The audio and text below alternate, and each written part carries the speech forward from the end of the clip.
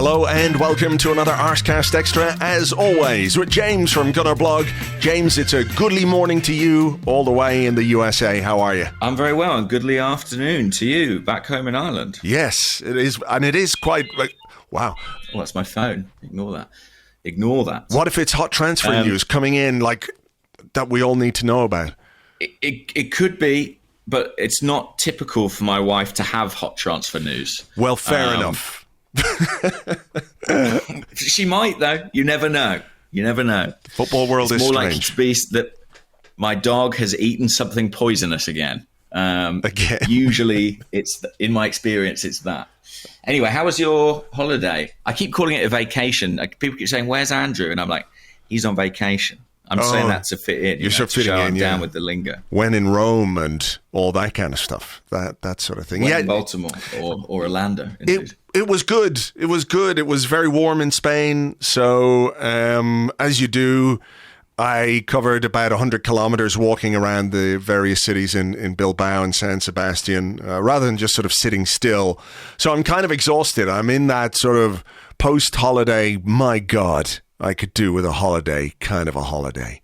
You know, that way. You know, like I often think the holiday, you know, I should do, get up in the morning, go down to the pool or the beach or whatever it is, lie there all day, eat and drink and read books and things like that, which sounds amazing. But I always kind of need to do things and see things. Like, for example, we got to San Sebastian on Wednesday, and on the Thursday morning, we said, we'll walk from the hotel and have a look at the Real Sociedad Stadium. That's a good idea. But it was like 31 degrees at 10 o'clock in the morning. By the time we got there, it was about 34 degrees. Went up and said, that's a stadium, all right. Okay, let's turn around and go back. So we had a beer at a bar and everything else. But look, I'm not complaining. It was wonderful to get away. Great to see my daughter, who came up from Barcelona for the weekend as well. It was her birthday. So we had a nice time. And here we are. I'm back and ready to go hell for leather yet again into another Arsenal season. So... Good. Rested and restored, ready for pre-season. I think so. Grueling pre-season. Yes. Speaking of which, you're there. And it sounds to me like you're having an experience, in many ways, a very good one, because I remember when I was there in 2019 and you meet so many fans and so many people who listen to the podcast, et cetera, and it's great. It's really one of the greatest things about doing this is meeting the people who, who listen and who appreciate what you do. But you've also been having some strange things going on, and I did want to ask you about the giant naked man on your bed. Sure. Well, I've had some experiences with hotels. When I arrived at my hotel in Baltimore, the Athletic had accidentally booked it in the name of the man who'd booked it. So they kept asking me for ID to prove that I was somebody called Andrew, actually, funnily enough. Right. And I had no ID to suggest that I was called Andrew. And they said, well, can you call him? And it was like 3 a.m. in the UK at this point in time. So I declined that option. So that was about a 20 to 30 minute negotiation while I attempted to prove who I was. Yeah. But that was nothing compared to what was in store for me in Florida, where I checked into my hotel and they knew who I was. They knew my name. The correct name was on the reservation. I was like, this is going so smoothly. They gave me my room key. Up I went to the 5th floor and... used the key on the door. It opened. Great. Sometimes they don't program the keys properly. And just as I opened it, I could see this big sort of, double bed in front of me with, as you say, a large naked man completely passed out on it. It was like a scene from the movie The Hangover or something. Like that man had been lying there comatose for some time. He may have been dead. I still don't know. Face down or face up? Face up, but kind of on his side. So I saw his bum, but not his genitalia. Right. A narrow miss there. But he so the door kind of opened. I saw him there and thought, that's atypical. Although, judging by some of the replies I've had on Twitter, not entirely surprised to people who visited Florida before that this might happen. And then the door sort of gently closed as I stood there in complete shock. I went down and explained to the woman on the desk there was a naked man in my bed, and she said, I'm going to have to speak to housekeeping about that, which I thought was very funny. They're always leaving the naked man on the bed. We tell them to just make up the room. Don't leave naked men on the bed, whatever you do. She didn't believe me at first. She was like, are you sure? I was like, I'm pretty sure. Like, what else could it have been? I don't think I dreamed this. What else could it have been? A moose? You know, like how sometimes hotels will like arrange towels on the end of the bed so they look like a swan. Was this a very complex towel arrangement, naturalistically rendered? I don't know. So then she gave me another room key, and I was like, great, got another room. She said, do you want to be on the same floor? And I said, definitely not. I was like, if that man has any awareness I've been in his room and seen him naked, that's not something I want to encounter. So I was like, put me on a different floor. So we went on a different floor. This time I entered the room. No signs of human life. Well, no one alive in there, but signs of human life. Just like rubbish strewn all over the floor, the sheets thrown off the bed. Like, it was like a sort of a rock star had just vacated it, TV out the window. And this is quite a nice hotel. I was like, this isn't right. I went down. I said to that again. She assured me once more she's going to speak to housekeeping. I mean, they need to do more than speak to housekeeping, I would say, at this point. Then they gave me a third room key, which was empty and clean, which was just the most monumental relief. My pet thing, because she was basically every time I came back, both times she was like, but the system says it's free. And I was like, well, what do you mean the system says? And I think as the cleaners clean the rooms, they're sort of supposed to like tick a box on a computer system at a certain time.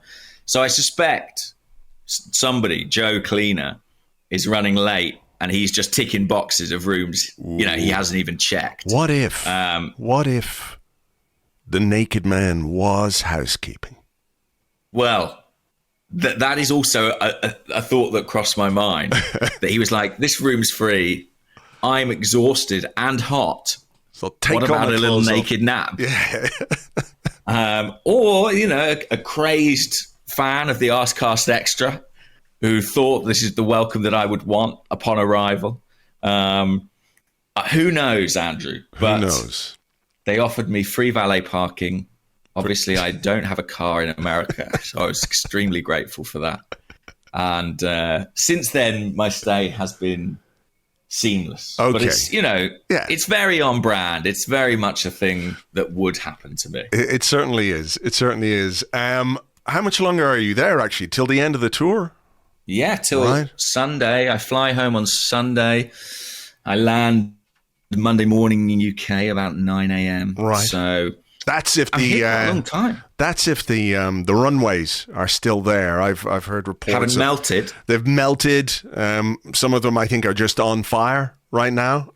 So it may be a case you have to sort of, the way you just sort of hop off a bus early. Just sort of jump out, parachute your way home. Might be the thing. Okay, well, I can't see anything going wrong there. But I mean, I have to be honest and say, I'm very grateful that I have come to a country with air conditioning at this particular point in time. Yeah. Because what's the island like? I mean, the UK, it's like 42. It's genuine end of the world weather in the UK, right? Yeah, that's not good. We had 40 in Bilbao last week for a period in the afternoon. Right now in Dublin, it feels very warm. It's very humid.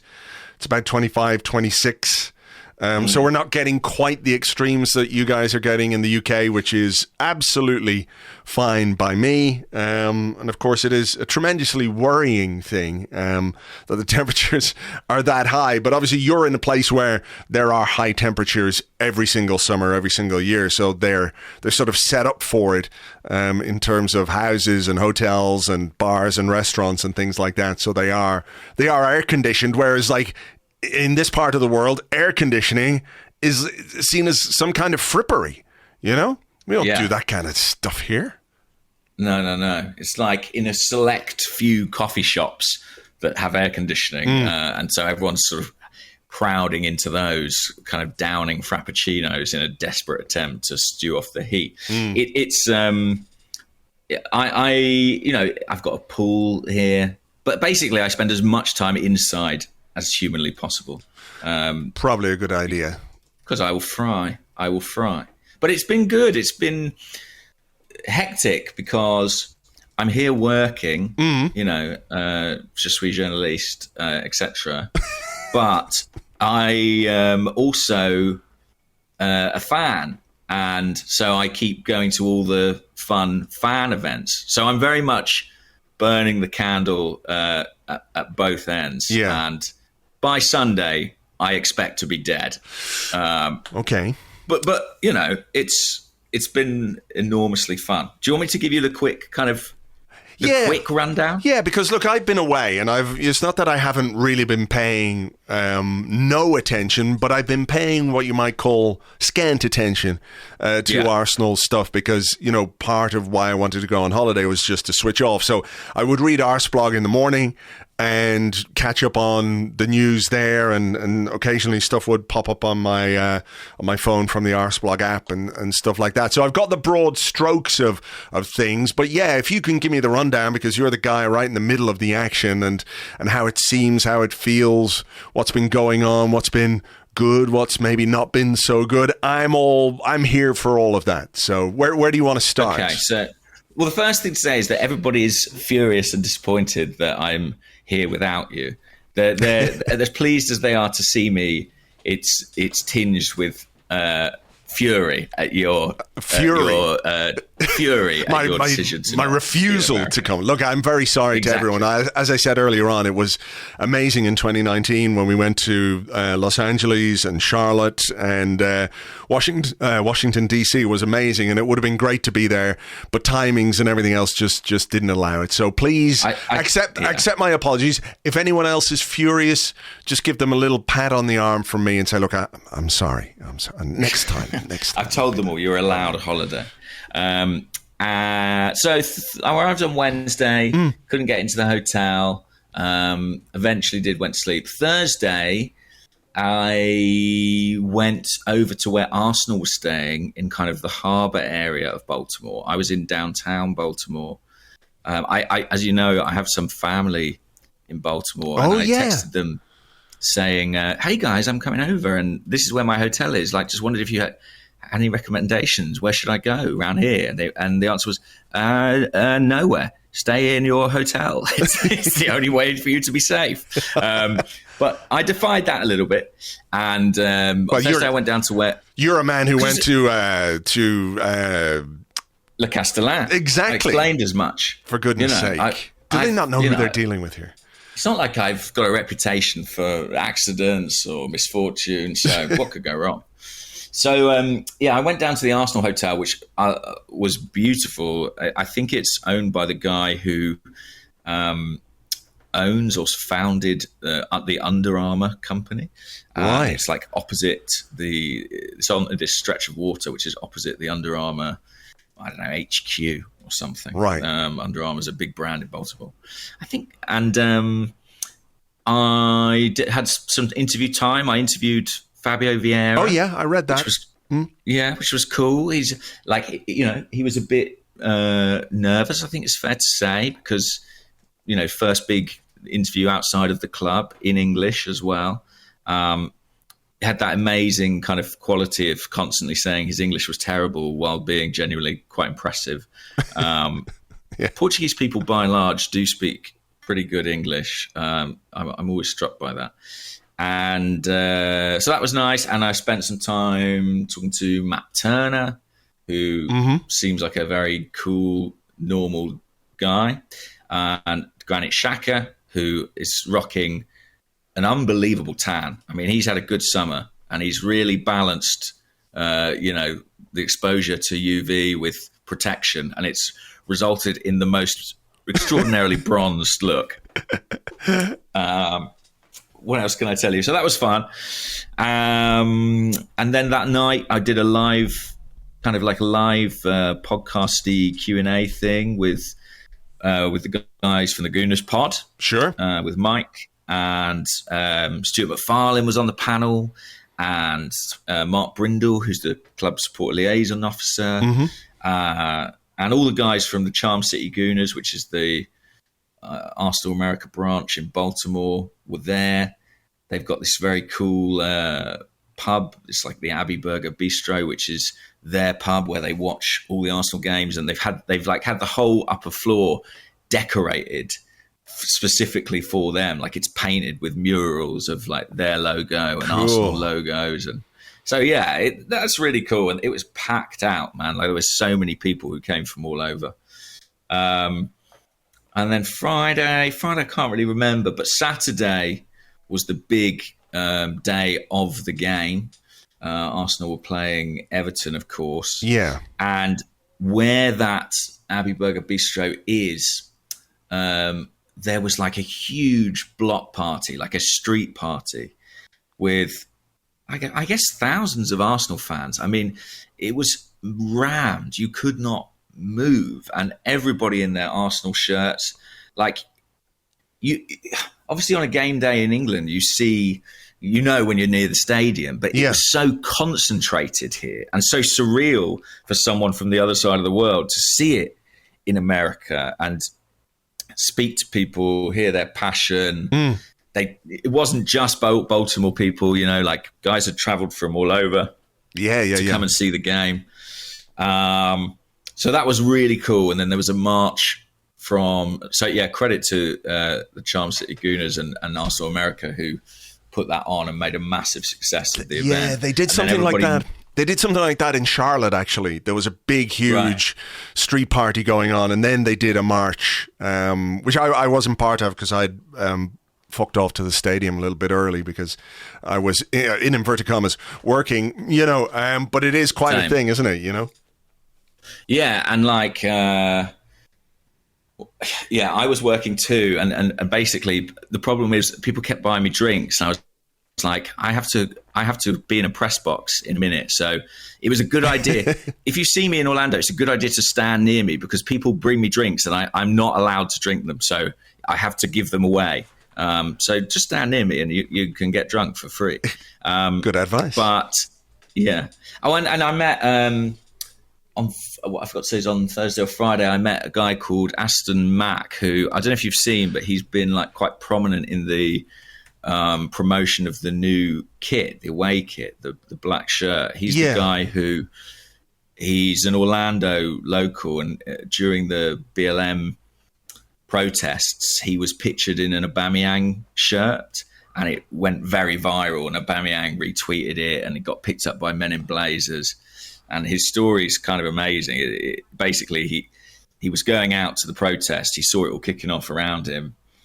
And, you know, he wanted to be there, but he was scared as well.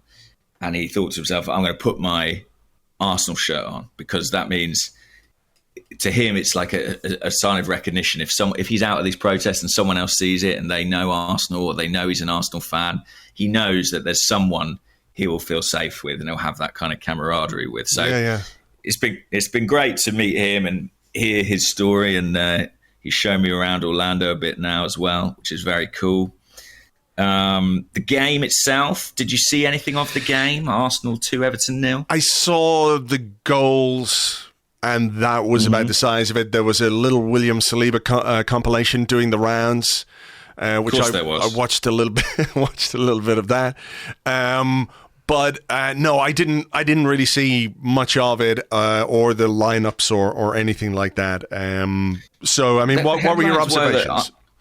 The headlines were that Arsenal looked really good in the first half. I mean, Everton, I think it was Everton's first friendly, so they were way off the pace. They were almost as off the pace as they were in the Premier League game you came to back in May.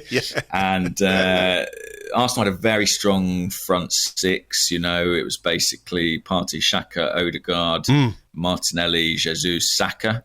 It's about as strong as it gets, I guess, from an Arsenal perspective. And it looked really encouraging, you know, energetic. Jesus, I thought, was very good again. This was my first time really watching him closely in an Arsenal shirt, playing through the middle. so tenacious, got in a scrap with Yerry Mina, scored another good goal, good finish at the far post, and was involved in the other one, creating it for Saka. I think Martinelli might have got a touch on the way through. But so the second half was not a great deal to write home about. Everton made, I think, 11 changes, and Arsenal made a good few themselves. Eddie Nketiah looked pretty sharp, though. But there wasn't a great deal to say about the second half. But, winning preseason games, it doesn't matter remotely, but it does keep people happy. And I think people will be excited by what they're starting to see happen in attack, and particularly from Jesus, who Arteta's been eulogising about out here. I think everyone at Arsenal is very excited to have him here. It does look like he has settled in seamlessly. Like immediately he feels, excuse me, and looks like an Arsenal player. I don't know what it is. I don't know if that's just projection or whatever it might be, but I think we spoke before he signed where we talked about, maybe a player comes to a club at the right time in his career and also the right time for the club as well. Let's be honest about that. And it feels like that situation is playing out right now by how quickly he settled in. He's very comfortable with the lads. I mean, he's a good English speaker, after his years in Manchester and all the rest. He knows the Premier League, he knows England. So issues of adaptation were not there, but sometimes, it can take a player a little while to settle into a new club, new routines, new training methods, whatever it might be. But I suppose there's probably some parts of the way that Mikel Arteta works that are analogous to Pep Guardiola. And of course, his connection with the manager himself is probably playing a part in that too. Definitely. I think, the Brazilian entourage, what's the word? The little Brazilian contingent within the squad is strong. There was a nice video Arsenal did with the 3 Gabriels, which is worth checking out if you've not seen it, because it's Frimpong doing like a little Q&A with Martinelli, Jesus, and Big Gabby, and the camaraderie between those guys is so evident. And then you throw in Fabio Vieira, Cedric, Marquinhos, like the Portuguese speaking element of the squad is strong, and I think helping all those guys feel at home. Right. But also, I know you commented on this before on the first signing video. Jesus' kind of politeness and his respect for everybody.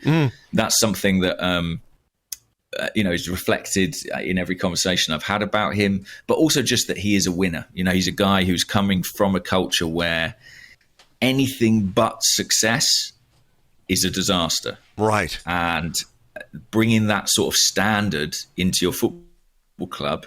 And it looks like Arsenal are about to bring in another player from that club and, from that level of standards, I think is seen as a very healthy thing and something that elevates the level. And generally, like I've been to training to watch, the opening 20 minutes of training or so twice so far, once in Baltimore, once in Orlando. And they are a really happy camp. And listen, I know it's pre-season. I know, they're in beautiful sunshine, and I know they're being very well paid, all these things. But I really do believe this group really likes spending time with each other, and you can see that in all their interactions. So let's hope that continues. I think, Mikel Arteta has spoken a lot about cultural change and wanting to implement that. And when you look at the degree of turnover in the squad, he's got to be nearly there. At this point, these are really his guys at this stage, and they seem very, very bought in. And even the guys kind of on the fringes, there's nobody. You don't see anybody sulking. You don't see anybody looking disconnected. That is interesting. It is interesting because there was a good question I thought on the Discord, so we might just do it because it feels relevant. It comes from Frankie_Fess, who said, "Do you agree with or believe the clean slate approach for each player at the start of the new season. I think Mikel Arteta said something. I saw some quotes. How everybody's starting on a clean slate, etc., etc. And I get exactly what he's saying and why he is saying it. Because how do you keep people invested? How do you keep them motivated? If they don't think they've got a chance, then you just absolutely are not going to get anything out of any professional sports person beyond, the bare minimum, I think, But I do think there is something interesting in that because, I think it's right, maybe, or fair to give everyone a clean chance. But I also think that there are players probably in the squad right now whose futures lie elsewhere, who the manager has made his mind up on already, regardless of what they do during this pre-season. I mean, that's not an unfair position to take, but I think his comments are about keeping everyone as invested as possible for as long as they're here, because you never know when you might need them. Yeah, I as you say, I did actually ask him about this because Arsenal have got a big group out here, 33 players, 5 goalkeepers. It's. I have another question after this, actually. So yeah, go on. Right, a lot of clubs would not have taken that decision. They might have been a bit more, well, you could say ruthless in terms of sort of saying we're just going to take the guys who are part of things here, or we're going to, if players are going to move away, we're going to leave them behind. So I asked about that, and Arteta said, I've got it here. He said, we have a lot of really, really good people here. They've given everything when they play and when they don't play, when we are not using them. And for me to send a different message to the group would be very, very inconsistent with what we demand. So they're in the group or they're not. They're part of us. They're contracted to the club. We want the best out of them. And at the moment they're with us. So we're going to treat them like this. So I think, for him, it's about a kind of not ethical, but a sort of question of inclusivity and attitude. And if he's going to spread this message of togetherness and unity to say, well, we're unified apart from you 5, you're staying at home, would be a contradiction, right? And would probably weaken his messaging and his position. So that's what he's decided to do. Don't get me wrong. I don't think all of those 33 players are like, well, I guess I belong here again now, and I'm definitely going to stay. And actually, I like England. I don't think everyone's thinking that. Yeah. But I do think that everybody feels involved and part of it to an extent. But someone asked a question, we'll get to it later probably, where they were like, which of these names do you think will actually stay or go? And don't get me wrong, plenty of these guys are going to go, because 33 players, which is what Arsenal have got out here at the moment, it's far too many. It's unwieldy. It's impractical. Sure. We had a lot of questions about why young players weren't taken on the tour, and quite a lot of what's happened in recent years with the tours is young players being brought out and used in games, and people get a bit excited about, he looks ready, he looks good. But of course, when you do have a huge group with 5 goalkeepers and also 25 other players who are basically all in name first team players, it makes it difficult. So AS37 Gunnar said, what do you make of the lack of youth team players on the tour? Under previous managers we had a lot more. If it were you, would you bring them into the fold, or would you simply try to ready the first 25-man squad? And he says it's also worth highlighting that in nearly 3 years Arteta has handed out just one academy player's debut, Charlie Patino. It didn't go great and he never played him again. Is that slightly worrying for you? Which is a separate thing, and I'm not sure the reluctance to play academy players is quite as separate from giving them their debut, because you've got to have players who are ready in order to do that. But is it just a consequence that we have so many of these first team guys who could be going elsewhere, and that has basically made it difficult to bring these young players? That's what Arteta said. He said it was he was asked, is it tough to leave academy players at home? And he said it was, but it was impossible. And he said, look, we've got Flo Balogun here. We've got Rule Walters as well, who's a young defender who came on against Everton. I think he's quite highly rated.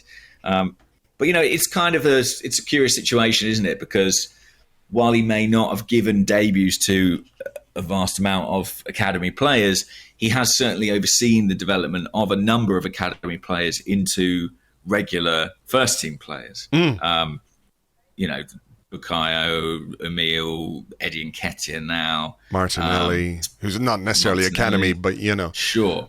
It's not like there's been a reluctance to embrace youth. And I think that, I think we've got a question later about Amari Hutchinson going to Chelsea, but so that, it's not like there's not talent within the squad, and maybe there might have been more opportunities, but I think it was just a question of practicality. Ultimately, he made the decision to take those 33 players away, and there's only so many seats on the plane, in a very literal sense. I mean, so I get it. I was excited to see young players too. I would have liked to have seen one or two. It's one of those elements of pre-season that is intriguing to me. But I do wonder as well, did that decision to take some of those fringe players away, is that shop window partly connected? Is it connected to the market? I mean, if you publicly say, right, Lucas Torreira, you're not even coming on tour. Yeah. You're not exactly doing much to raise the price tag, are you? No. No. So, I think it's partly that. I think, for example, Bernd Leno, Arsenal are in talks with Fulham about a fee for Bernd Leno. If they leave him behind, Fulham probably think, we've got the upper hand here, Yeah. Taking him away is almost a move within the negotiation. So I was disappointed too, but I also understand it, and that's kind of the sort of philosophical decision Arteta's made about the composition of the squad. Will we do this because you did mention that question? I think it's the one from Carter Speary, who's at Call Me Joey 9, and he said, quickfire, strongly disagree, agree, strongly agree that each of these players will leave permanently or on loan at the end of the window. So he said Leno. I think I'd strongly agree. I strongly agree. I think he'll go somewhere. Yeah. Runerson, strongly agree. Strongly agree. I think he'll go. Hector Bellerin, I would also strongly agree. Yeah, I think he'll get his move. Pablo Marie, I'd agree, but not necessarily quite as strongly. Yeah, I'm the same. I think I said last time we did a podcast, he's the one I've got a sneaky suspicion might be here beyond the window. Partly because he's a left footer and partly because I'm not sure what's out there for him. So I'd say, he could well go. Agree, but I'm not certain of it. Right. Ainsley Maitland-Niles, I'll let you go first. I think strongly agree. I think they'll find a place for him to go, yeah. I don't know if you saw... did you see the little social clip of Arteta's reaction to a misplaced pass from Ainsley Maitland-Niles in the Everton friendly? I might have, yes. With throwing, it was like I don't throwing wish his to arms. infer too much from that, but I don't think. He did himself any favours. No. Right. I think I'd strongly agree on that one. Lucas Torreira, strongly agree. Strongly agree. I think he'll go, and it wouldn't surprise me if they have to cut a deal that doesn't look particularly attractive at all. But there you go. Nicolas Pepe. I'm going to say agree, but I don't think it's a sure thing. The finances involved for any club taking him are probably substantial, and So and it's not like there's been loads of reporting of interest in Nicolas Pepe to this point. No, I think I would agree, verging towards disagree. But again, it might be one of those where towards the end of the window something happens. And Flo Balogun, I would say strongly agree that he will go on loan somewhere, not permanently.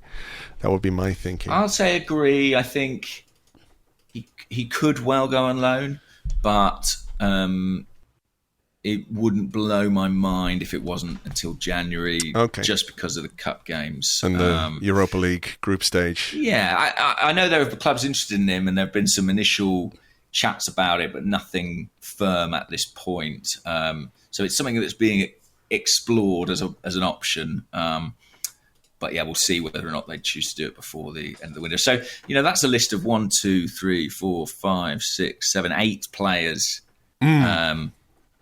who could all go. Yeah. which would certainly slim things down a bit. Yeah. So yeah, and then. But you mentioned earlier, I mean, there's one more coming, or it seems imminent anyway, that Oleksandr Zinchenko is going to sign from Manchester City, and Arsenal have pretty quickly turned their attention away from Lisandro Martinez to Zinchenko, who there had been previous rumblings about, I think you would say. I mean, when you think about what Manchester United paid for Martinez and what Arsenal are going to pay for Zinchenko, I mean, the difference is basically another decent player if you were so minded to do so. Like, the fee difference is quite substantial. So I can understand why Arsenal, they didn't really go to the ends of the earth to pursue their interest in the player once it got beyond a certain point. No, and I think, to be honest, the same is true of the fee paid for Jesus versus if Arsenal had gone after, I don't know, Darwin Núñez or Tammy Abraham. You know, maybe that's because we're shopping in a slightly different level, and that's something we have to do financially. But I think that the deal for Lisandro went way beyond Arsenal's expectations on price. You know, I think Arsenal probably thought, oh, we could get this guy for about 40 million quid. And I think I'm right in saying that the total outlay, if all the kind of optional add-ons are triggered, could be 67 million euros, according to Ajax, which is just a vast amount of money. And a surprising outlay for a United team who I think intend to play him as a centre-back when they have Harry Maguire, who they've just kept on as club captain, and they have Rafael Varane, who's one of the highest paid defenders in Europe. You know, it's a few eyebrows have been raised at that business. Yeah. But I think he's a very good player, and I think he will be a good player. I don't think that's in question. But whether or not he was good enough for Arsenal to justify, you know, such a big proportion of their budget, I'm not so sure. And Zinchenko, I mean, we spoke about it when he was mentioned a few weeks ago, when he was a little bit further down the priority list. You know, we both thought it was a signing that made a ton of sense. And at the price we're talking about, £32 million for a guy coming from the Premier League champions, loads of Premier League football under his belt, a good age, it feels very reasonable and fair price. I'm delighted with this one. Yeah, I like it too. I think he's a very good player. He's, you know, it's clear that Mikel Arteta is building a squad which is technical, more technical than perhaps we've had, and versatile. And I don't quite know, you know, we've talked about Fabio Vieira, for example. Where exactly is he going to play? And, you know, your piece, he talked about, I think it was in your piece where he talked about like 10 is his favourite position, or where he feels most comfortable. 10's his favourite. Yeah. As I said to him, everybody says that. But he can play number 8, he can play wide. That's one of the he could play a bunch of positions, you know? Exactly. And Zinchenko could play left back, he can play in central midfield, as we've seen for Ukraine. He was a winger as a teenager. Yeah. Didn't get a lot of chance to play there for City, yeah. Yeah, he could play a lot of places. But there is a versatility to the players that we're bringing in. Gabriel Jesus, he is our number 9. He's going to be our centre forward, but we know he can play anywhere across the forward line. Saka, Smith Rowe, Martinelli, you could switch sides. You know, some of them you can switch them inside a little bit. Even the defenders, when you think about Tomiyasu playing right back, left centre half, Saliba can play across the central defensive positions, Ben White can play at right back, centre half, Kieran Tierney can play centre half in a 3, etc., etc., etc. So there is that element of areas of the pitch where there's a great more versatility, perhaps, to give us more depth. I'm not quite sure, or whether it's Mikel Arteta thinking that he wants to be less predictable, because, you know, we could sit here, or we sat here, I'm sure, at certain points last season, and if you'd asked us to, you know, if everyone was fit, what's the team going to be, we could have named it, and the only one we might have been able to, or the one we might have been humming and hawing over, is it Martinelli or Smith Rowe on the left, whereas everything else kind of picked itself, you know, that way.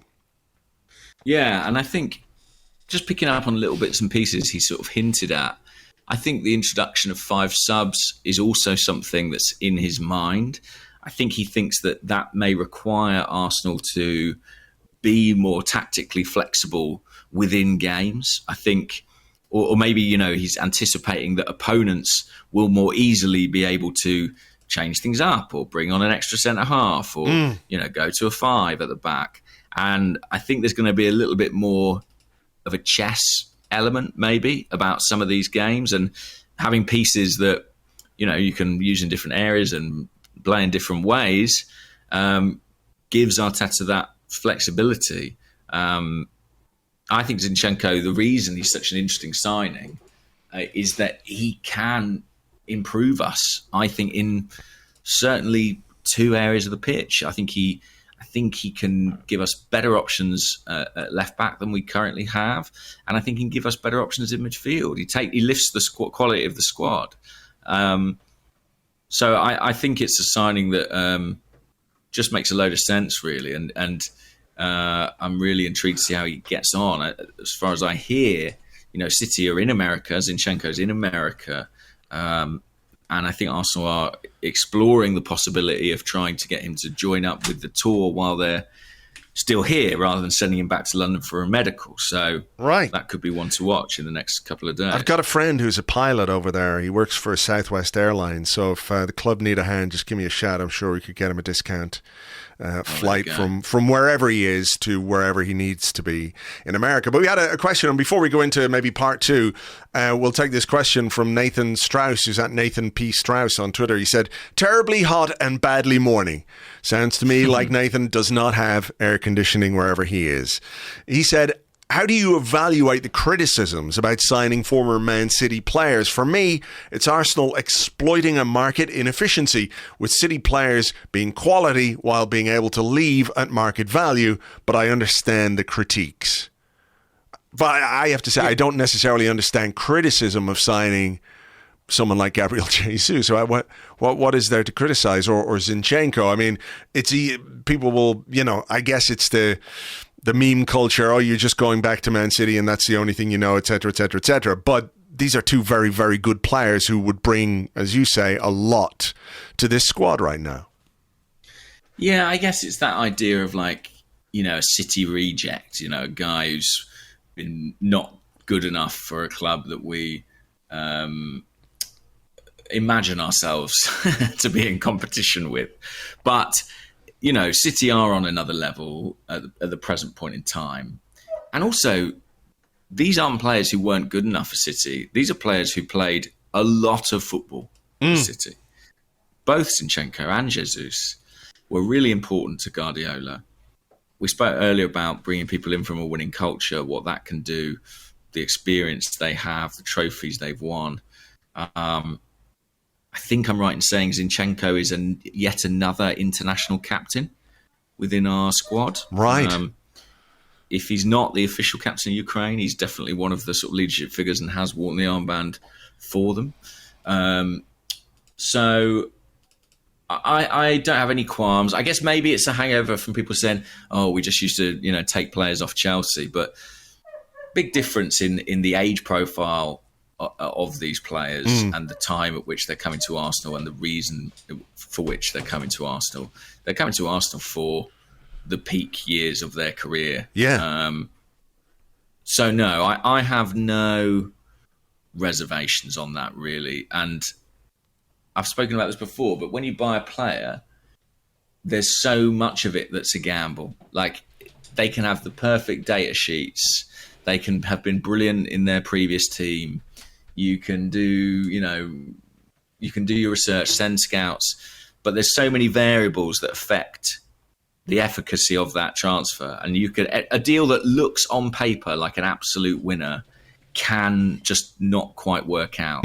So anything you can do to eliminate that uncertainty, I think, improves the investment. And so if Arteta is choosing players whose attitude and ability he knows firsthand, that seems to me to be relatively intelligent and reduce the kind of scale of the gamble. I was sitting here thinking that's just such a smart thing to say.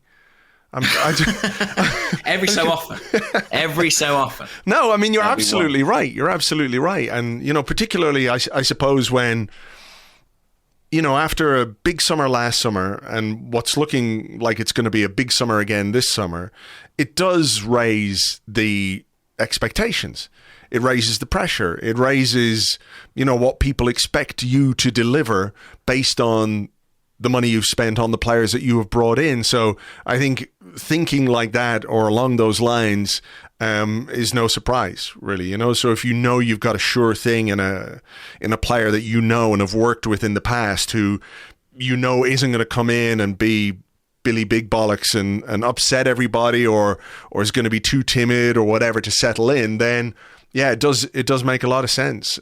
Because there is a lot of stuff that people will do around transfers where they seek character references and what are they like in training, what's it like when they lose, how do they react when something goes wrong, all of those kinds of things, because talent is one thing, but being able to deal with adversity, etc., is another. And look, I have to say I really like Zinchenko as a player.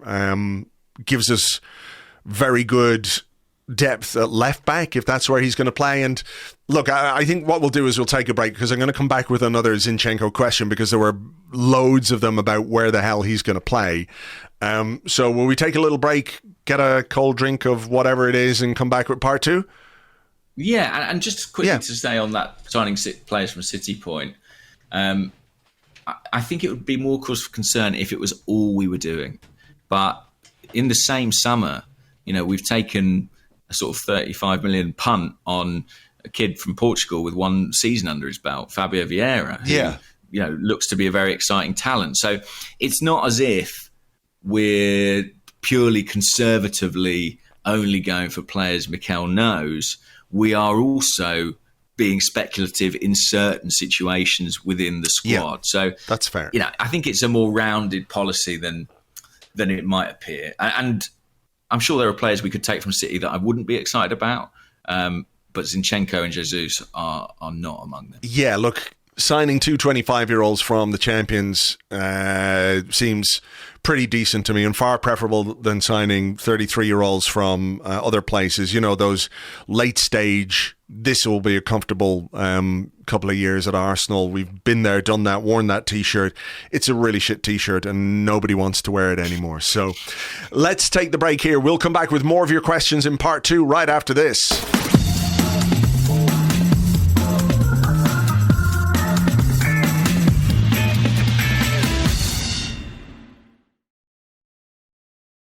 Welcome back to the Arsecast Extra. This is part two of the show where we answer questions that you sent to us on Twitter at GunnerBlog and at Arseblog, also on the Arseblog Discord chat server, which you get access to if you are an Arseblog member on Patreon. I've got myself a cold, refreshing drink for part two.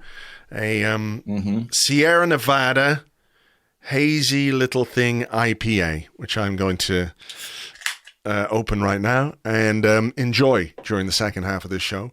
But I did say we had other questions about Zinchenko.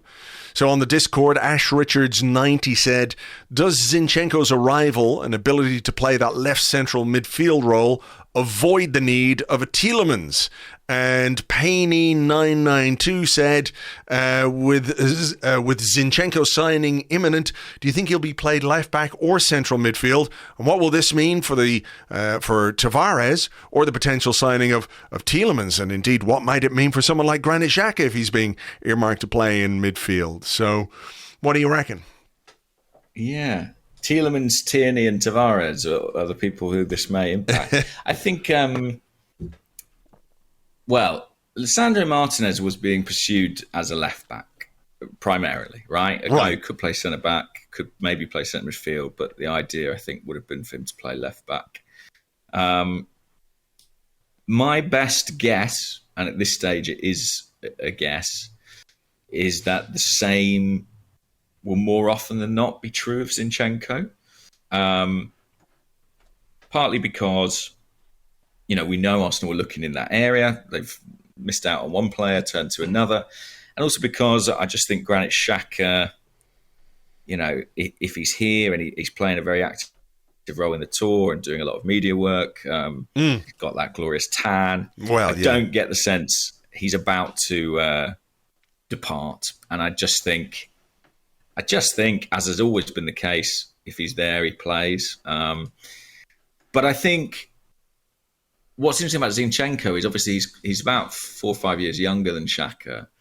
And I think in time, he may be the kind of Xhaka replacement. Whether Zinchenko starts at left back or in central midfield, he will effectively replace a lot of the kind of deep build-uppy stuff in that left flank that Xhaka used to do. I mean, Zinchenko's probably his best ability is his passing. Like, his passing numbers are excellent. And certainly that's an area in which he has an advantage over Tierney. But he might move around if he's required in centre midfield. He might play there. But I think if Arteta was picking his best 11 on day one of the season, my hunch is it's got Zinchenko in it as a left back. What do you think? Well, look, I noticed Tim blogged on Sunday about some little niggles that players have, and Kieran Tierney is one of those, and we know he had knee surgery, and I think they're probably going to not quite give him the kid gloves treatment, but make sure that he is 100% ready before they really throw him back into action. So yeah, it just strikes me as natural cover for Kieran Tierney, but I suppose it then does have a knock-on effect for Nuno Tavares. We know there was some interest from Marseille, and there's some interest from other clubs as well. I don't know if I dreamt or, yesterday was a long day of travel, plane delays and all kinds of things at Bilbao Airport and what have you. But I thought I saw a story where he was determined, one of those, he wants to stay and fight for his place kind of stories around Nuno. But if Arsenal have Tierney and Arsenal have Zinchenko, I don't know that there's really room for Nuno Tavares. Yeah, I think he does want to stay. I think he does for sure. But maybe a loan would kind of be the best thing for him. Yeah. I think it would really benefit his development, and it might mean that some of the kinks to his game, if we can call them that, might be ironed out, not on our time, if you see what I mean. Sure. Did we, by the way, sorry, I meant to ask you, because I saw a question, which I can't find now, I'm sorry, but it was something along the lines of, based on the Everton game, do you expect us to play three at the back more with Saliba? Did we play three at the back against Everton? I think we may have done, yeah. It looked certainly that way. Gabriel, not at the start. We started in a 4 with Saliba next to Gabriel and Cedric and Tavares as fullbacks. But I think in the second half, we switched it up. Gabriel seems to be playing on the left of the 3. Yeah, it's possible. I mean, Arteta, I think, as I said, I think he thinks there's going to be a lot of flexibility required in the league this season. So yeah, Tavares going on loan, I think, has got to be a strong possibility. The story always was kind of Arsenal would consider letting him go if they got a left back in. I think they will see the signing of Zinchenko as giving them enough numbers in that part of the pitch. The Tielemans one, it's sort of become a kind of summer saga, but it's almost become one that's played out in the media, sort of maybe more so than behind the scenes, because in the last few weeks on that, as far as I know, kind of nothing has happened. Arsenal had a strong interest in the player and felt that they were in a good position. The player felt that might be where he would end up, and then it really, really cooled away. And I don't know if Arsenal would do a Zinchenko and a Tielemans. I guess it really depends where they see Zinchenko playing a lot of his football, and tricky one. That I'm not sure. I honestly, if you ask me if Tielemans signs for Arsenal by the end of the window, I feel like right now it would be a toss of the coin for my answer. I couldn't tell you. Do you think that we still need another central midfield player? I mean, I wouldn't mind one.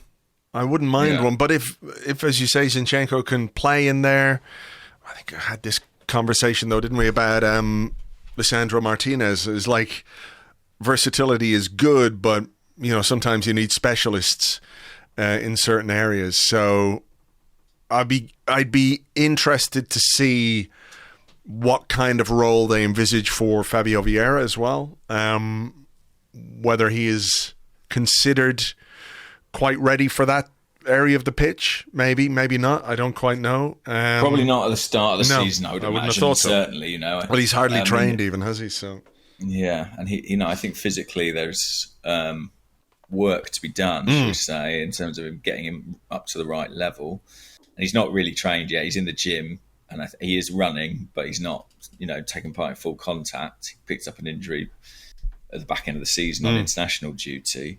So yeah, I don't think Zinchenko is the end of Arsenal's business. I think they'll sign at least one other player. But if I had to put a position on it, I think it will be a winger. I think it will be a Rafinha alternate. Well, we had a question from Clive who said Clive PAFC, who said we need a versatile winger to add to our forward group, presuming Pepe leaves, which I think is a factor in this. Firstly, do you agree? And if so, have you got any gut feelings on who that might be? And that's like my least best bit of football understanding and knowledge, is like who it could be. Who out there in Europe is the player that we would go for?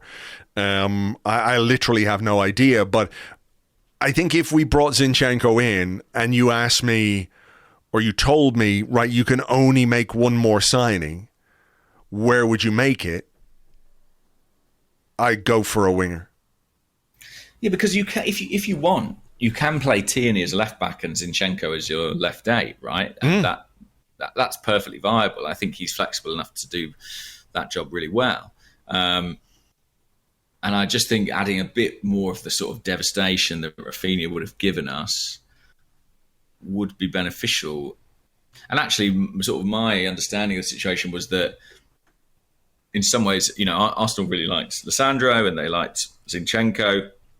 But if they couldn't get either of those, and I wrote that time, they probably would have stuck with Tierney and Tavares, who, it's not that they are particularly, especially unhappy with those guys. It's just sort of different profiles of player. But the wide forward, if Pepe is to go, is almost more of a necessity, I think, in a lot of people's eyes. So I think they will do something there. And honestly, I have no idea who it is. The only thing I could say, he's not really a wide forward, but the guy Lucas Paqueta from Lyon, who we were linked with, I think that he's liked, but I don't think he fits that particular requirement. He would be seen as more of like an 8-10, and Arsenal have done Vieira, they've got Odegaard, they've got Smith Rowe, they've got Xhaka. They've got, marauding midfielder Granit Xhaka. So I don't think that's the one. I think, it's probably a name that's not out there yet. And credit to Arsenal, in the case of Fabio Vieira, it didn't get out until the deal was basically done. So I'm sure they're hoping they can keep it that way. I mean, there's a few names doing the rounds, but I'm not sure how much truth there is to them. I've seen, I saw people talking about Leroy Sané, which seems unlikely. But again, he used to play for Man City, though. So he's a player Mikel Arteta knows. And actually, I think he was one of the guys that credited Arteta with helping him a lot in terms of the player that he became. And the guy at Wolves, Neto. Pedro Neto, of course, Portuguese speaker. So that really, lends credence to everything. But I don't know. I don't know who it would be. Maybe it'll be somebody out of the blue. I don't know. But I think that is the one position where I feel like we could do with it. Because when you think about midfield options, Partey, Elneny, Lokonga, Xhaka, Odegaard, Zinchenko if he comes in, Vieira if necessary. Am I forgetting anyone else? I could be. I mean, nobody's really mentioned Sambi. I think Saka, playing there. So yeah, there's a few. There's a good few. I mean, there's others like Maitland-Niles who probably will go. Torreira probably go, but numbers is not really an issue. I don't think in that particular part of the pitch. Yeah, and I mean, wow, Sane, I'd be over the moon with that. But I've absolutely no idea if there's any truth to it. It feels, Expensive. plausible. But then, I thought when I first heard it, I thought Rafinha felt difficult and expensive. Well, I was right in the end, but Arsenal really tried, and maybe they would try for another player of that caliber. Yeah. But yeah, we'll have to wait and see. I mean, I think so. What will we have done? We'll have done Matt Turner, Zinchenko, Fabio Vieira, Gabriel Jesus, William Saliba back from loan. Yeah. I do like that list so far.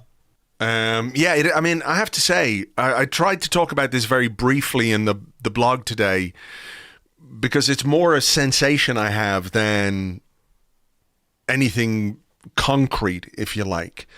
But just thinking about the makeup of the squad and what we've added to it so far and what we might potentially still add. Like, I know the other side of it is like the bloat. This is the bloat we have, and we've got to get rid of certain players. We've got to try and get some money in. I think we all know that. But my strong expectation is that the final couple of weeks of the window are going to be mental, like genuinely mayhemically mental. Is that a word, mayhemically? I don't know if it is. It is now. It is now. And a lot of the players that we are looking to move on are end-of-window players. Like, the players that we bought are not end-of-window players. You don't get Gabriel Jesus at the end of the window. That's not how that works. Whereas players like Maitland-Niles, Torreira, Hector, guys who probably know their time is up. Clubs get desperate, players get desperate, money gets sloshed around, compromises are made, all that kind of stuff. A lot of the outgoing stuff feels like end of window to me.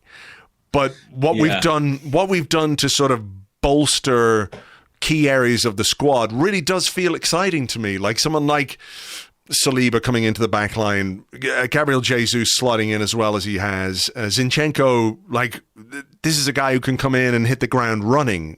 Those kind of signings, they feel like they're part of something considered strategic, and all the other things that we've talked about over the last number of months when it comes to how we're going to build this squad. The scattergun, sticking plaster approach to recruitment is gone.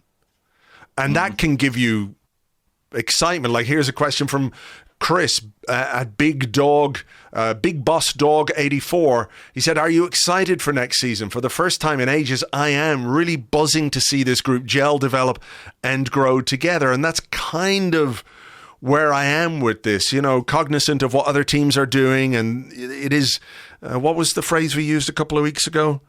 Arms race, like an arms race for top four. And it seems more true than ever. But if that raises levels and raises people's competitiveness, then I'm all for it. Yeah, I am excited. And being out here has only amplified that excitement, By the way, in my list of signings, I did forget to mention Marquinhos, who came in for Sao Paulo. I know it's a slightly different type of deal. And in the discussions about a wide player, he shouldn't be excluded from that chat. Unfortunately, I think he's carrying a slight knock at the present time. So he's not played yet in the preseason. He's a bit of a unit, isn't he? He's a solid lad. Yeah, he reminds me in build of kind of Alexis or something like that. He's stocky.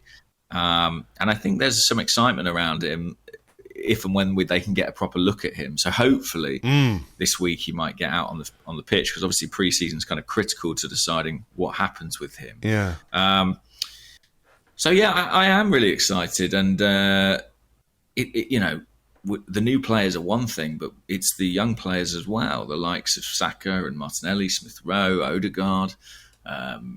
Even at the back, people like White, Tomiyasu, Ramsdale, all these guys still relatively young and still in a position where year on year they should be improving. So, yeah, I am looking forward to seeing it. And I feel, like I say, like I said in part one, I feel very enthused by how engaged everybody is. I mean, obviously, it can all change very quickly when you're into the grind of Premier League football and competitive results and what that can do to morale. But of course, I don't doubt that we're going into the season in a good frame of mind. And, you know, even if we don't get another deal, let's assume Zinchenko gets over the line without hitch.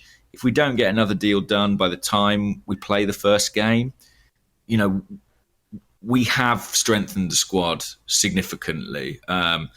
It's not a question that we've left ourselves with aching, gaping gaps in the squad. It's not like we've gone into the season without a new centre forward. You know? Agree.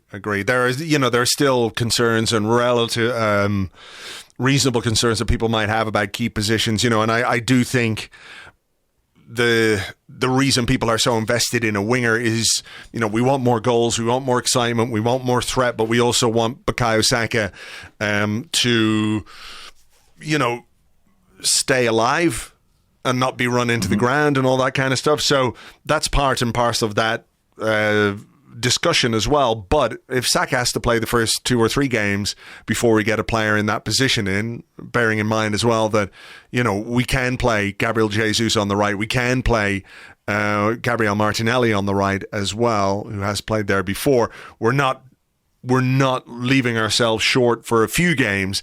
It's making sure we have that player over the course of the season, which I think is really important.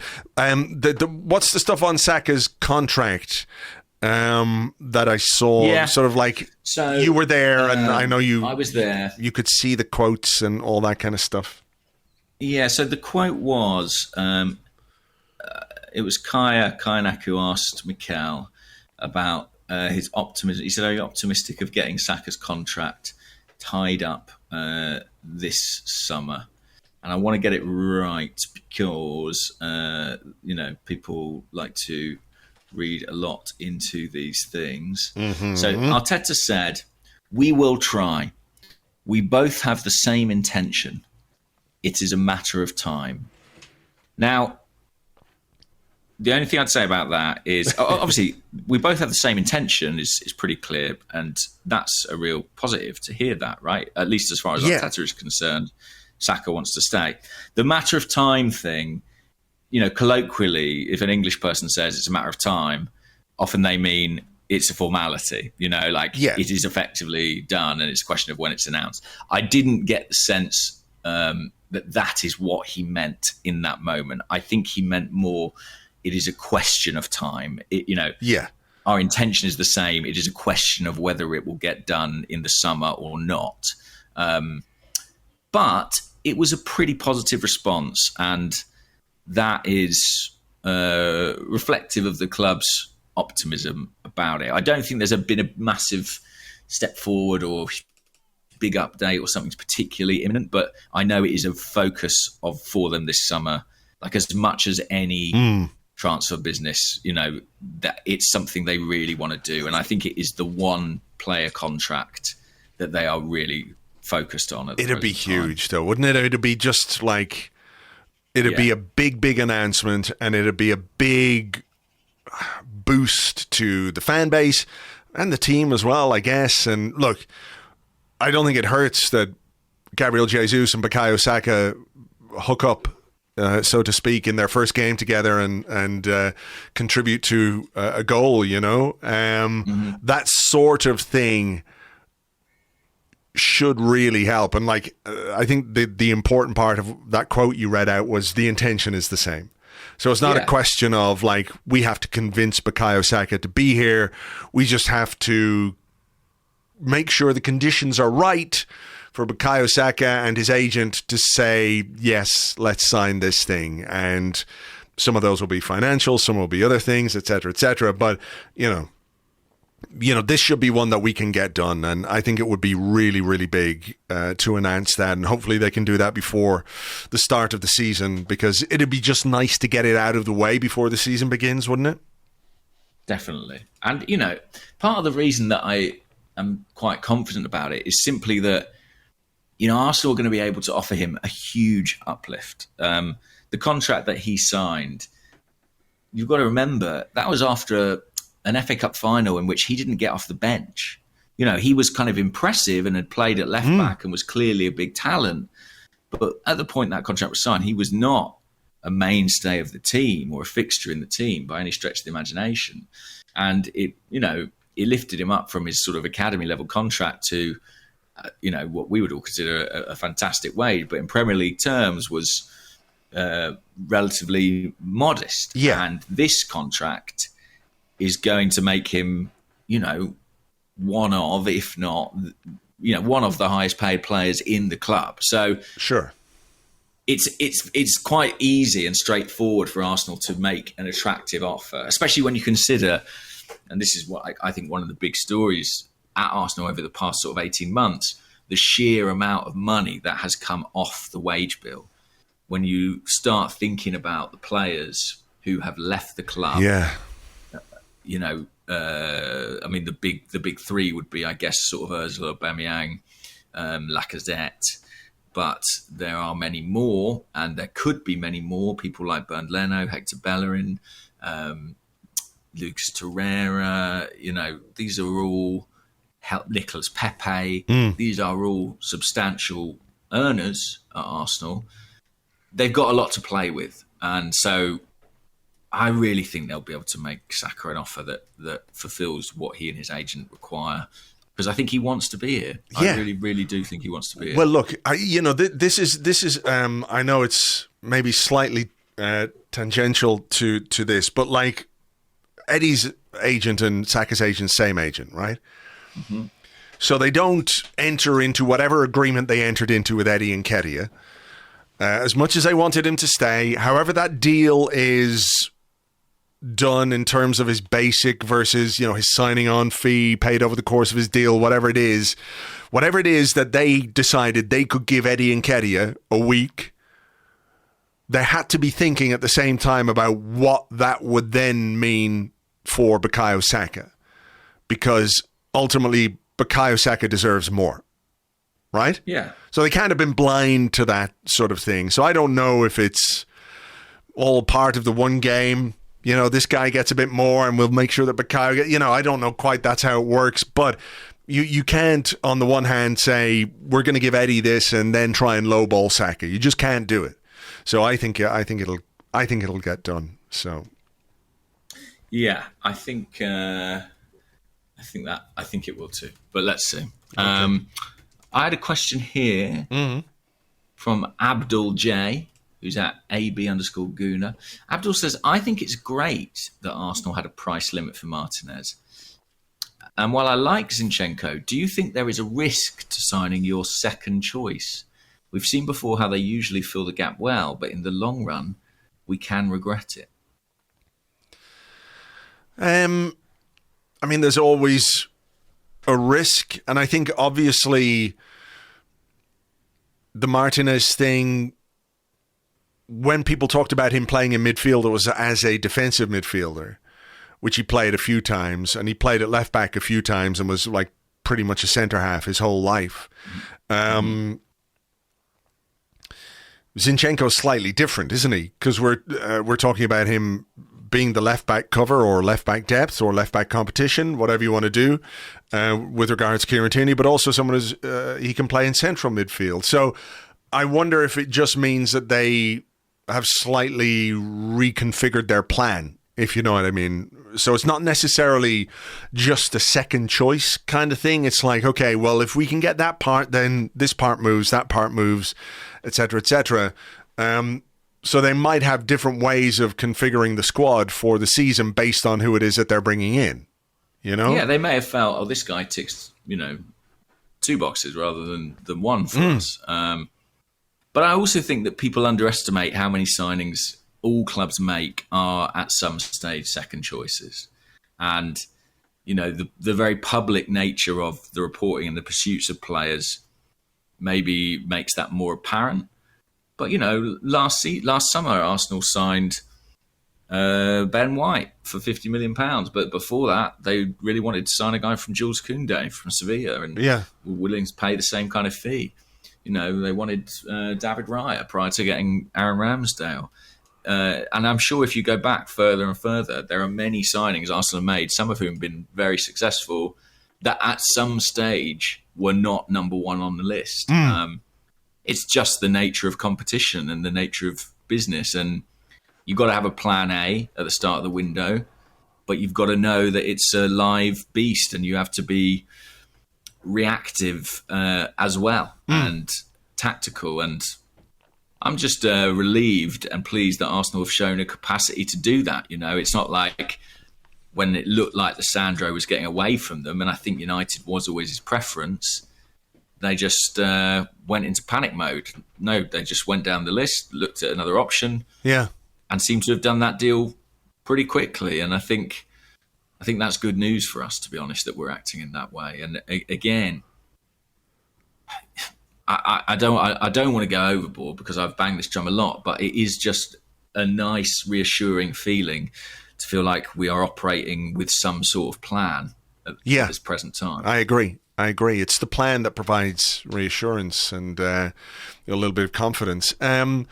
Here's one from Rob Gunnar. Oh, by the way, the question that I saw about the back three came from Tom_G or Tom G on the Discord. So sorry, Tom. Apologies for that. Rob Gunnar on the Discord says, are you okay with having Cedric as our backup right back with Tomiyasu seemingly struggling with injuries, or should we do more to strengthen in that position like we're doing at left back? Personally, I don't like the possibility of us having to rely on Cedric too much this season, with right back being such an important position to Arteta's system. Yeah, I mean, I think I'm sort of building, what's the word? Tolerance? No, a sort of contrarian thing with Cedric, where I kind of think, I don't think he's the best player in the world, but I do think he suffers for people's perception of him. Ultimately people didn't like that signing and they have certain preconceived ideas about him because he came from Southampton and various other things. But I'm not, personally, I don't think he's as bad as the narrative suggests. That's my sort of current inclination on this. And the reason I don't have a huge problem with him kind of sticking around the squad is partly his versatility, but also because if William Saliba's going to be here, to what extent does that free Ben White up to play right back? Yes. And because I think Ben White has the makings of a really excellent right back in Arteta's system. Well, certainly as somebody who can do the job that Tomiyasu does, that's Ben White. That's the next guy in this squad. So look, I'm never going to be the biggest fan of Cedric. But if Saliba's here and we want to play in that sort of introverted or inverted rather, introvert. You don't want to play in an introverted way. Play with that guy who's sort of inverted slightly. Ben White is perfect for that, isn't he? So it may be a case that Cedric is a guy who plays some cup games and what have you, but if we're going into Premier League games and we don't have Tomiyasu, and I do think maybe the physical problems that he's having are just a little bit worrying, but that other option is there for us. It's not as if Cedric is the only option. So I'm a little more comfortable with it going into this season. Yeah, you need your squad players, but we want them to only really be squad players, and I get that. What about this question? It's about Amari. So Curtin Cobain. Do we have to take occasional situations like Amari Hutchinson going to Chelsea on the chin? We've had amazing talents make it to the first team and thrive in recent years, but is this a reminder we have to take the rough with the smooth, and we're bound to lose a few on the way?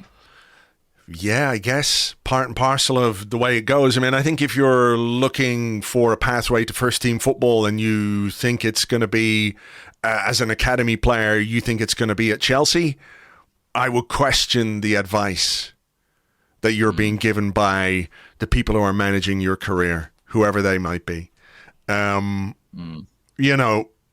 It seemed to happen quite out of the blue, quite quickly, didn't it? There was just a bit of talk about it, and then that was it. Yeah, it was quite quick. Yeah, and look, he looked like a very exciting prospect and maybe somebody who could have had a chance next season, because it was a few weeks ago, maybe we were talking about there's a loan lined up for him, and that seems like the next natural step in his progression as a player, because he was on the bench quite a bit towards the end of last season. Didn't really get on. Don't think he got on at all, actually, but you could see that, let's say, I think it was Reading they were talking about. If he goes to Reading, does well, comes back to Arsenal, you're at a club where young players are given chances. You're given the opportunity. If you're good enough, if you're considered ready, you get a chance at Arsenal. Whereas at Chelsea, you get loaned out. Then you get loaned out again, and maybe you get loaned out again, and then you end up, I don't know where you end up. Well, I know there's you can be Kevin De Bruyne, or things can happen. Yeah. No, I'm not saying it's the be all and end all, but I'm just saying at this moment in time, look, they have brought young players through.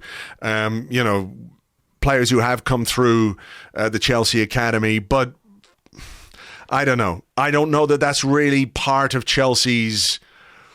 It's not really the way they operate. They prefer to just spend a load of money, and that's the way it goes. So I don't really know. I mean, I can't pretend to know the motivation, why whatever contract negotiations broke down with Arsenal, why he decided to go for Chelsea. I mean, you could insert the ching sound effect there. Maybe it's money. Maybe he's convinced that he can make it at Chelsea. I don't quite know, but I can't get too fussed about it. We are a club that is giving young players their chance, and maybe part of it as well is the fact that he knows that Bukayo Saka is in the position that he plays in.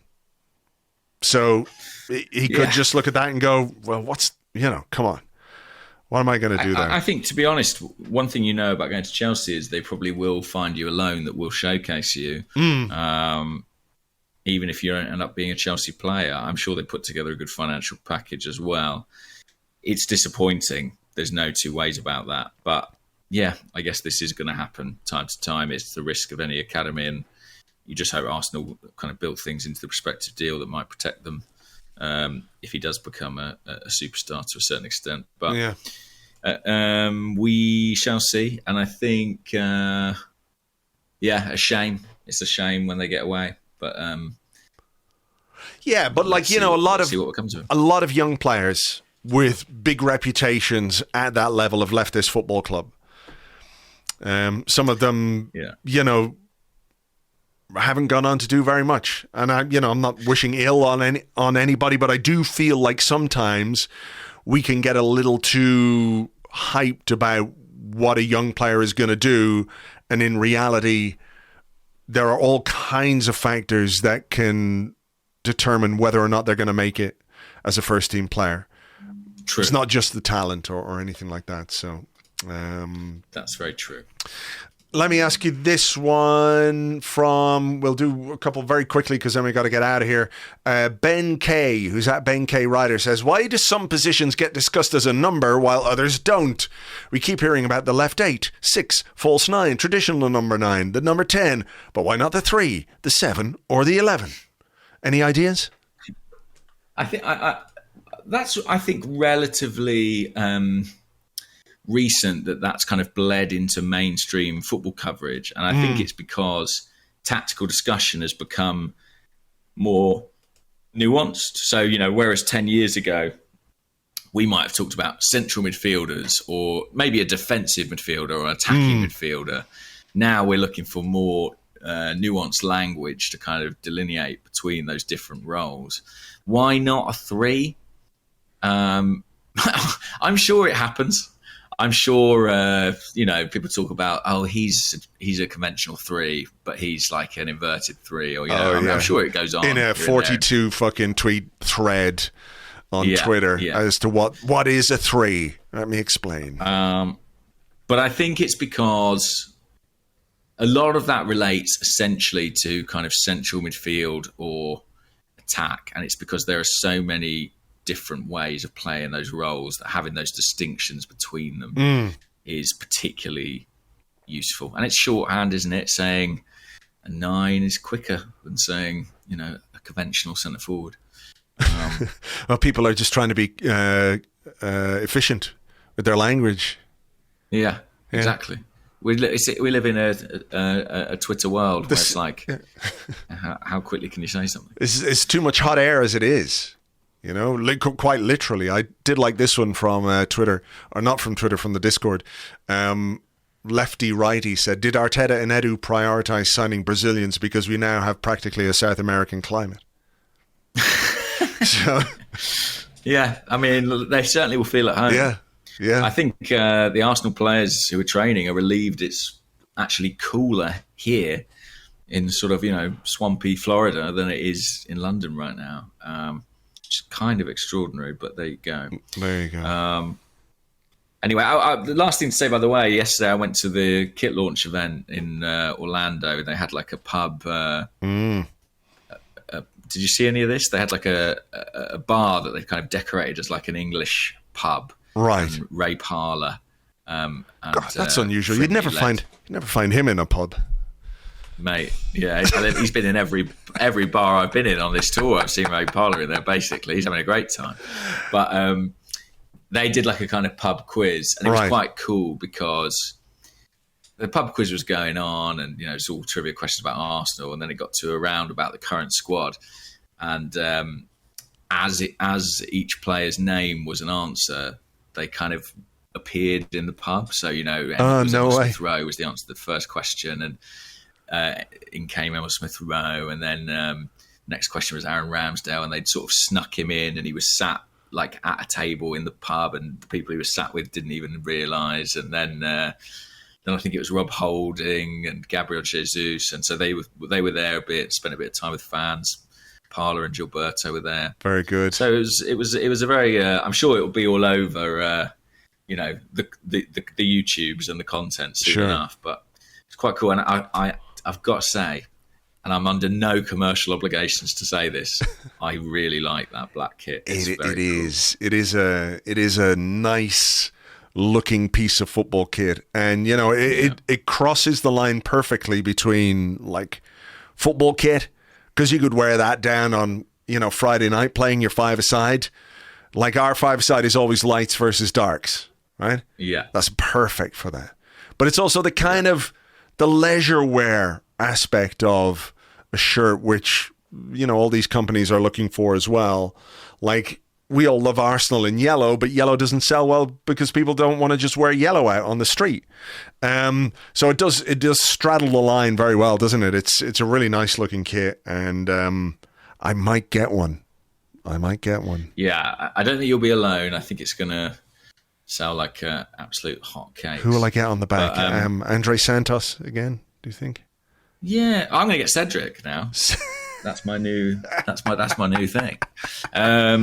And yeah, a few people have said like what's going on in Orlando, because obviously there's 2 games this week. Orlando City on Wednesday. There's a big pre-match party at the Harp and Celt Irish pub in the afternoon. I'm going to try and pop in there. Bring your Lucky Charms. Yeah, indeed. There'll be a ton of Gooners there. There is a podcast that I'm doing with Mike from the Gooners Pod, and a bunch of other people, lead judges maybe, and I think Kaya's doing it. So check his timeline for details of that. I don't even know where it is. And then on Saturday, there's a big pre-match party and tailgate and all that sort of stuff. So loads of things. If you are out in the States or if you've travelled to Orlando, hopefully I'll see you guys at one of those. Hopefully see you. You'll see James there. Don't be furious at me though, if you don't mind. Just don't, say hello. They are not angry really. They're just disappointed. But I've told them all. You'll be back when circumstances permit. For sure. Well, look, continue to enjoy your time out there. Say hi to everyone for me. Safe travels and all the rest of it, and hopefully you can get some more insight and bits and pieces into what's going on during pre-season. Looks a happy camp. Hopefully it stays that way.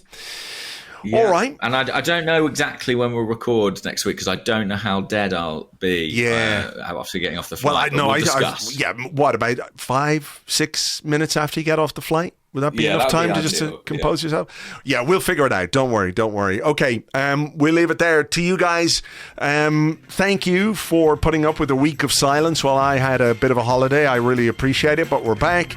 We'll keep things going this week. We'll talk to James at some point next week as well. And as ever, thank you very much indeed for being here, and we'll catch you on the next one. Bye-bye.